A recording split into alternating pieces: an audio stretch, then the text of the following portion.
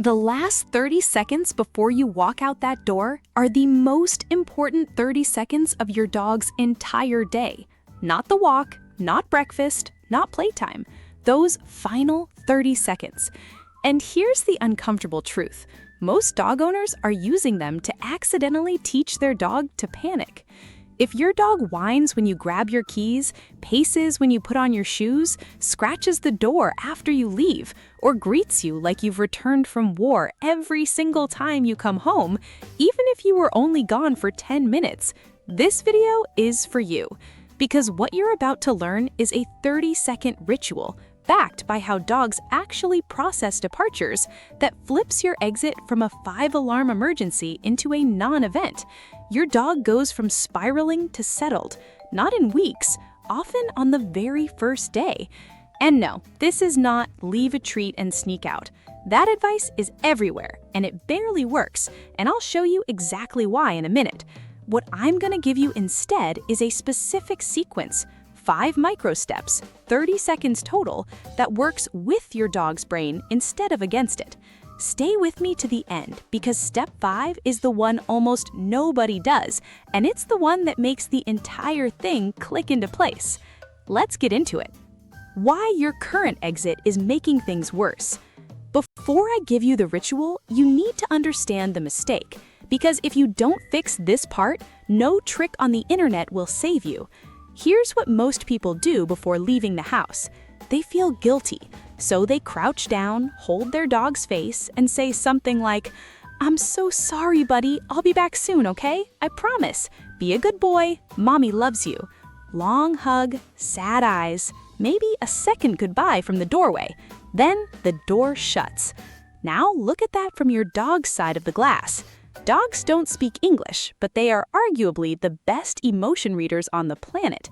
They've spent thousands of years evolving alongside humans specifically to decode our tone, our posture, our energy. So when you deliver a dramatic, emotionally loaded farewell, here's the message your dog actually receives. Something significant and possibly bad is about to happen, and my human is anxious about it. You meant comfort. Your dog heard alarm. And it gets worse because dogs are pattern machines. Your dog knew you were leaving before you did. The alarm rings differently on workdays. You pick up a specific bag, you touch a specific shelf where the keys live, you put on the outside shoes instead of the slippers.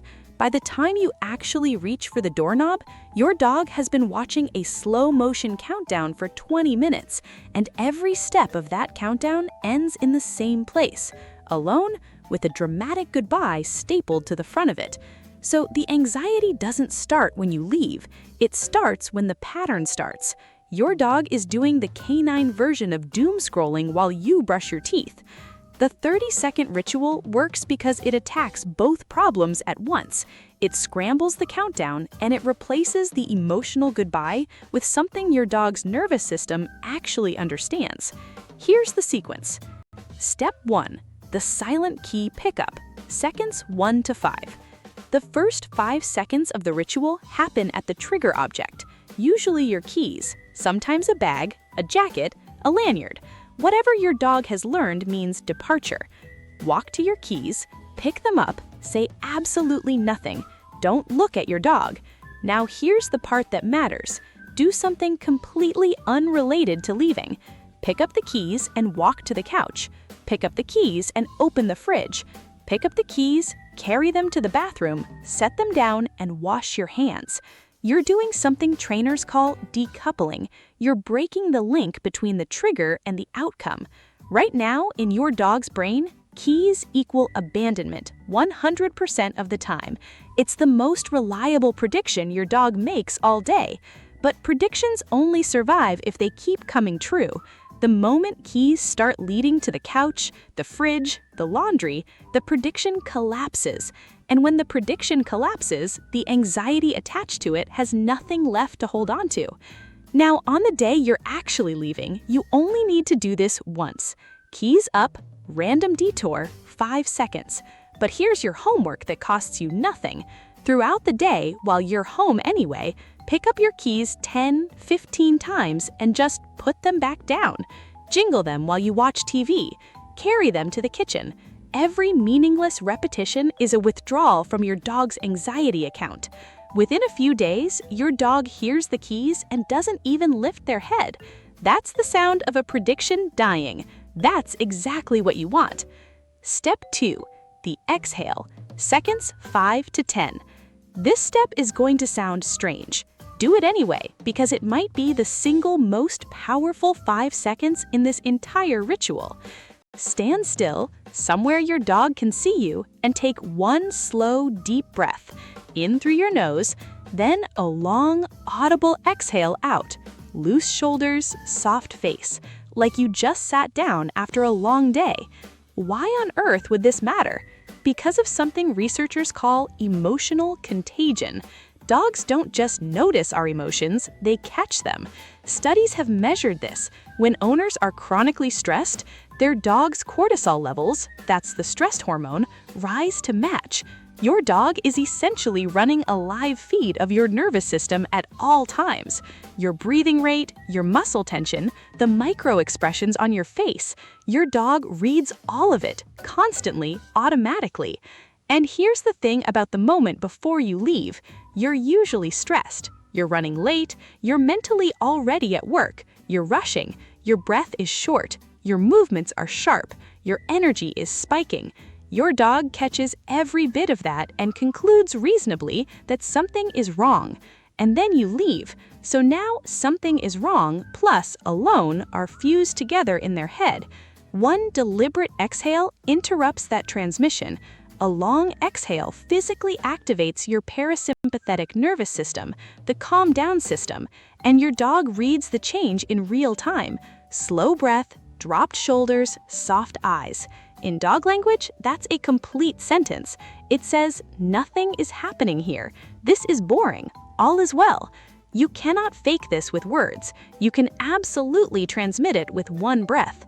5 seconds. Do not skip it. Step 3. The scent anchor. Seconds 10 to 20. Now we get to the 10 seconds that feel like actual magic, and it's built on the single most underused fact in all dog ownership.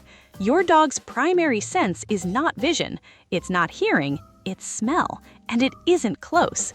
Your dog has up to 300 million scent receptors. You have about 6 million. The part of your dog's brain dedicated to processing smell is, proportionally, around 40 times larger than yours. When you leave the house, you don't just disappear from your dog's eyes, but here's what most people never realize. You don't disappear from their nose. Your scent stays. And to a dog, scent isn't a memory of you, it's a form of presence. So here's what you do. Take something that smells intensely like you. Yesterday's t-shirt is perfect. A worn hoodie, a pillowcase you slept on. Not something clean. Clean defeats the purpose. You want maximum you. Now, take 10 seconds and rub it briskly between your hands, against your neck, your wrists, the spots where your scent is strongest. You're recharging it, like topping up a battery. Then place it in your dog's safe spot, their bed, their crate, the corner of the couch they've claimed. Don't make a ceremony of it, just set it down and move on. Here's why this works on a level that toys and treats can't touch. There's research showing that dogs in stressful situations calm down significantly when exposed to their owner's scent. Heart rate drops, stress behaviors decrease. Scent is processed in the most ancient emotional part of the brain. You're not distracting your dog from your absence, you're chemically softening the absence itself. To your dog's nose, you never fully left. One practical tip. Rotate 2 or 3 shirts so the scent stays strong, and rewear them regularly. A shirt that's been sitting out for a week is a dead battery. The recharge, those 10 seconds of rubbing it on your skin right before you go, is what keeps this working day after day. Step 4. The 30-second job. Seconds 20 to 27. Your dog is about to experience the hardest moment of their day, the click of the door. Step 4 makes sure they're busy when it happens. About 7 seconds before you walk out, give your dog a job, something that occupies their nose and mouth, and takes at least a few minutes to finish. a food puzzle, a frozen stuffed toy, a snuffle mat with kibble scattered in it, even a handful of food tossed across the kitchen floor for them to hunt down. The specific tool matters less than the timing and the rule attached to it. The timing, the job must land seconds before your exit, not minutes. You're aiming for an overlap. The door clicks shut while your dog's nose is buried in something wonderful. Licking, chewing, and sniffing aren't just distractions.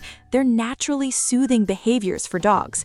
They lower arousal. They occupy the exact mental bandwidth that would otherwise be spent panicking. Your departure becomes background noise behind a much more interesting foreground. But here's the rule that separates this from the generic leave a treat advice you've heard 100 times, and this rule is everything. The job only exists when you leave. The special toy, the magic puzzle, the frozen treat. It appears when you go, and it disappears the moment you come home. Pick it up off the floor when you walk in, even if it's unfinished, and it vanishes until your next departure. Why? Because you're rebuilding the math in your dog's head. Right now, your departure equals loss. Loss of you, loss of safety, loss of the good stuff. You're flipping the equation, so your departure equals gain, the only time the best thing in the house exists. Do this consistently and something remarkable happens. Your dog starts to anticipate your exit with interest instead of dread.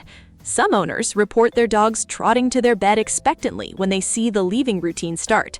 That's not a trained trick. That's a rewritten emotional association. That's the whole game. Step 5, the invisible exit, seconds 27 to 30.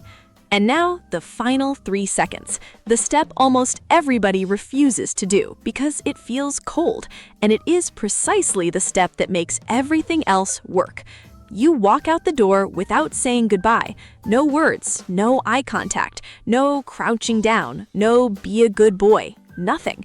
Your dog is nose deep in their job, your scent anchor is in their bed, your energy is calm, and you simply evaporate, the same way you'd leave a room to get a glass of water. I know, it feels wrong. It feels like you're abandoning your best friend without even acknowledging them. But understand what the dramatic goodbye actually does. It puts a giant flashing highlight around the exact moment you want to be invisible. It spikes your dog's emotional state to its peak, excitement, attention, connection, and then drops them off a cliff into silence.